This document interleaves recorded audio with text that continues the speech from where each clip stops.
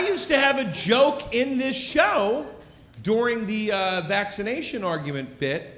I used to have a bit in that bit about cops where I said if mobsters get pulled over by a cop when they're driving a stolen car, they kill the cop because mobsters are adults and they get the job done. It sounds bad out of context. In the scheme of it, it was funny. I never had a cop come up to me after the show and go, that was fucked up. I never had a cop walk out during that joke in the show. A lot of nurses have walked out during this part of the show. And I was really hung up on this. I didn't understand why I was so hung up on it. And then I realized it's because cops and nurses are incredibly similar. They're incredibly similar. Both are public servants, both. Both are meant to assist you, to protect you. That's the name of the job. That's what the goal of it is, right?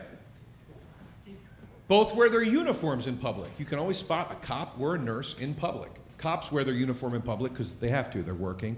Nurses do it because they're gross. I don't understand why. Still don't get why they can't change at work. I asked them, they just screamed at me. And both cops and nurses deal with life and death on a daily basis. Which begs the question. Why is it when a cop kills a guy, it's brutality? But when a nurse kills a guy, it's just a bad day.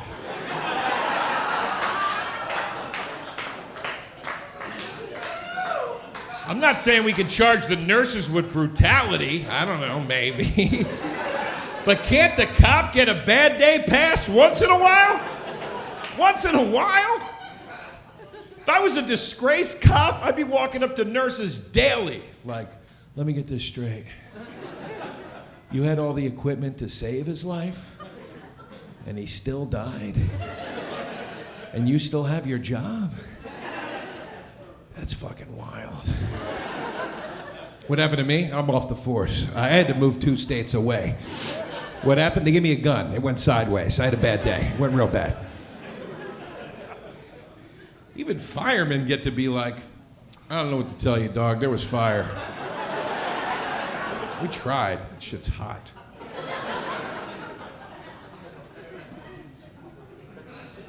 Now, this whole nursing fiasco culminated with the greatest irony you could imagine. I started receiving death threats from nurses. People who took an oath to save life were threatening mine.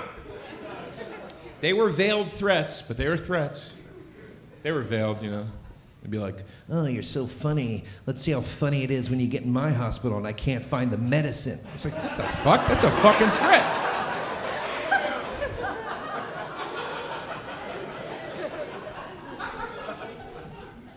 Can anybody top that?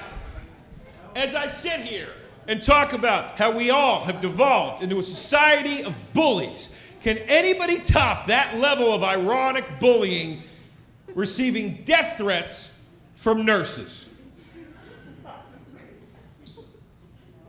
No! Of course you can't. It's ridiculous. But I can. I can top it. And I'm going to leave you with this.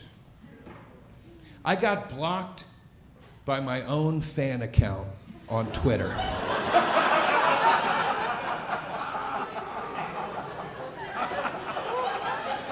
Yeah.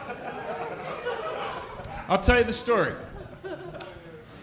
I have a band called Salsa Windfall. Thank you. Oh, that's very nice. That's very nice. Thank you. Thank you very much. So anyway, a kid made a fan. He just made an account for Salsa Windfall, and then he would tweet from it like he was me. He'd make it sound like he was me. And people would respond to him thinking he was me, and he would respond to them like he was me. So I would DM him and go, hey, buddy, could you not pretend you're me? It's a little weird. And he would go, dude, I'm so sorry. I'll never do it again. And then he would change nothing and just keep doing it. And that was that. And I let it slide because your ego gets to you and you go, whatever, man. He wants to be you. How flattering is that? It's kind of like you have a clone. That's kind of nice. Anyway, it all bit me on the ass on the morning of April 1st, 2022. I woke up that morning. I eventually looked at my phone. I eventually looked at Twitter. By eventually, I mean 10 seconds after I woke up, like you do. And I saw these mentions on Twitter that were like, why are you guys going to break up? Like, we like your band. Please don't break up. It was one after the next. And I was like, what is going on? So then I looked, and the kid had tweeted out from the account, Salsa Windfall is breaking up today. So I immediately get furious, and I DM him. And I go, I told you not to talk like you're me. Why did you tell people we were breaking up? What gave you the right to do that? And he said, it was an April Fool's joke. And then I was doubly pissed because I fell for it.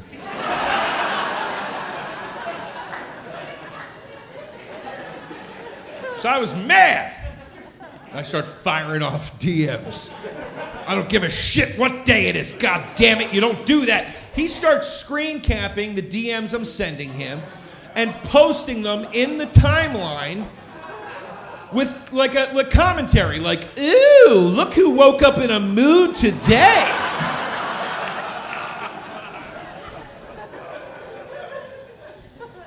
So I put the phone down because I knew that was going to keep happening. And I just took a breath and I waited and waited and waited. And 7 hours later at 5 p.m., I was like, I gotta say something. I have to say something. This is driving me crazy.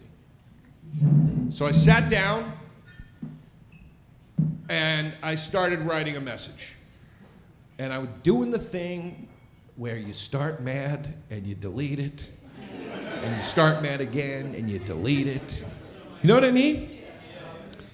I was like, you're a fucking loser who likes stupid shit. I'm like, well, he likes you. Yeah, don't fucking say that. I was like, look at you with your 13 followers. You're making fun of your own band. All right, don't say that.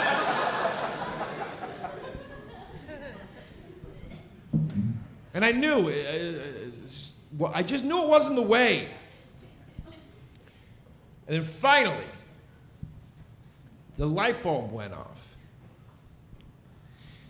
And I wrote, hey man, I'm sitting here thinking of a lot of very inflammatory things I want to say to you. I've decided not to say any of them because I want this interaction to be better than that. Instead, I'm trying to reach out to you as a human being. We don't treat each other like human beings anymore. It's very sad to me that we treat each other like bots. I don't want to do that. Let me just say, thank you for all you do. Your support means the world to me. It allows somebody like me to live my dream. That means more than I can put into words. Secondly, I was trying to express some anger earlier. I didn't do it very well. That's my fault, and I apologize for that. You don't have to respond to this. If you do, I hope you respond in the way I reached out. As a human being, I wish you the best, Joe. And I was looking at the message. I was like, this is good. This is healthy. This is good. I was proud of myself a little bit. You know, I did the right thing. And I went to hit send, and I couldn't resist. I couldn't resist. So I wrote, P.S. April Fools, go fuck yourself. And he blocked me.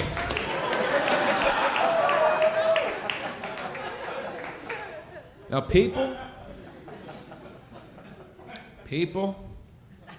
this moment I am describing to you is one of the moments that makes me not kill myself. Remember at the beginning of the show, I said I wouldn't kill myself. And then you were watching the show and you're probably like, I don't get why you wouldn't. Miserable. Well, it's because I said once in a while a human being creates a moment that makes life worth living. This moment that I'm talking about was one of those moments. Why? Well, because it was a moment of clarity. This was a moment of realization, all right? And you knew, as an audience, the show was probably building towards one of these moments. You watch the Netflix comedy specials. You watch what these modern comedians do, and they get on stage and they pontificate and they want to be evolutionary and they want to evolve and all these things. And all of it builds towards a moment like this. And what does that moment mean? Well, maybe it means that this was a bottom for me. As funny as the story is, this was a bottom. I became what I beheld. I'm sitting here complaining about all these behaviors about other people, and I have a chance to be better, and I don't even do it. I do the same low thing that I'm complaining about. Maybe this is the moment of reflection where I realize my dejection, my frustration, I'm to blame. Maybe this is the moment where I finally realize the whole world can't be wrong. It's got to be me. And if I could just recognize my own faults, I could finally have the breakthrough I so desperately want. And I think that's what this moment would mean to those other queefy comedians that do the Netflix specials. But not to me. This was a moment that made life worth living because this is the moment I realized I am fucking right. And the entire world is wrong.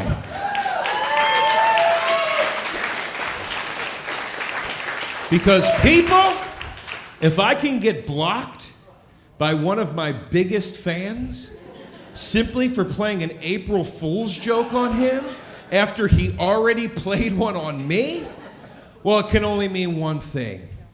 There is no hope for unity. There is no hope for progress. There is no hope for tolerance. Just like sitting in coach class, he's utter shit. We're utter shit. This entire thing is utter shit. Everybody is a lazy, childish bully, and all of you can suck my fucking dick. Have a great night. Thank you. Thanks a lot, everybody. Take it easy. Thank you. Good night. Thank you.